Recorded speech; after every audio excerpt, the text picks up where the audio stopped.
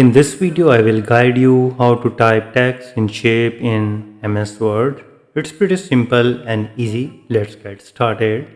First, you need to click on the insert and then go to the shapes. And here there are multiple shapes option. You can select any of them. So right now I am picking the triangle. Draw the shapes and now right click and go to the add text, and here you can see the cursor inside the shape. So type what you want to. So here you can easily type inside shape.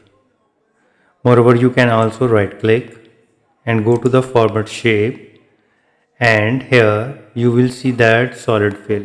You need to click no fill, and you can see that the inside color is gone. You can also select another color. So you can also select another color by clicking this option and change color as per your requirement. So in this way you can easily type text in shape in MS Word. So I hope you understand the process. If you think this video helpful to you and you have learned something new, please support my channel. Thanks for watching.